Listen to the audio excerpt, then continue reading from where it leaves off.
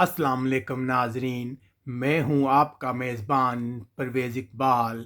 आज के इस वीडियो में हम बात करेंगे वर्ल्ड मोबाइल कांग्रेस की, जो बार्सिलोना में मुनक्कद होनी थी, अब उसे मनसूख कर दिया गया है। इसे क्यों मनसूख किया गया है और इसकी वजह से बार्सिलोना को कितना लॉस होगा, ये सब कुछ हम आपको बताएंगे तफसील के साथ। लेकिन सबसे पहले हम आपसे यही गुजारिश करेंगे कि अगर आपने अभी तक पाकिस्तानी कम्युनिटी यूरोप के चैनल को सब्सक्राइब नहीं किया तो फ़ौरन हमारे यूट्यूब चैनल को सब्सक्राइब कर लें, ताकि आप फेसबुक के अलावा यूट्यूब पर भी हमारी नशरियात सुन और दे सकें। बात करते हैं वर्ल्ड मोबाइल कांग्रेस की, जो हर साल बार्सिलोना में मुनक्कद होती है। अब उसे मनसूख कर दिया गया है। जी हाँ नाज़रीन, ये दुनिया का सबसे बड़ा तजारती मेला है जिसे मनसूख किया गया है, जिसकी वजह से खर्चा है कि बार्सिलोना को तकरीबन 500 मिलियन यूरो का नुकसान होगा।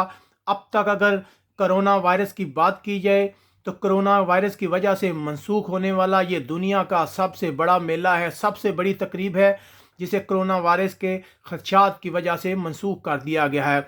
गुज़िश्ता दिनों ये बात की जा रही थी कि शायद इसको मनसूख कर दिया जाए, क्योंकि इससे पहले जो बड़ी कंपनियां हैं जैसे LG, नोकिया, सोनी और वोडाफोन इस तकरीब में शिरकत से माजरत कर चुकी थी, जिसके बाद इन खदशात ने जन्म लिया था कि शायद इसे मनसूख कर दिया जाए। लेकिन फिर इस तकरीब को मुनक्कद कराने वाले लोगों का ख्याल था कि शायद ये जो है मुनक्कद हो पाए, लेकिन आखिरकार वही हुआ जिसका डर था।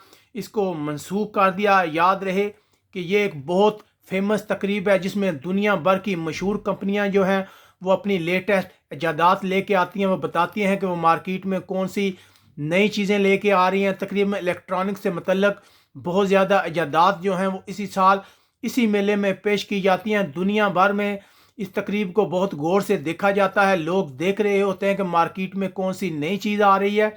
इसके अलावा बार्सिलोना में बहुत ज़्यादा टूरिस्ट आते हैं, बहुत ज़्यादा फ़ायदा होता है बार्सिलोना को, बहुत ज़्यादा रोज़गार के मौके होते हैं, बहुत ज़्यादा टूरिस्ट आते हैं।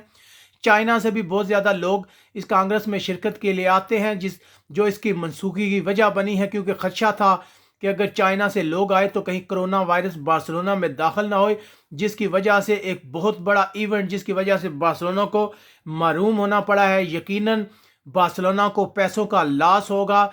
जो टूरिस्ट इंडस्ट्रीज है, रेस्टोरेंट, होटल, उनको भी बहुत लॉस होगा। लेकिन देखने की बात है कि ये कोरोना वायरस बहुत ज़्यादा ख़तरनाक है।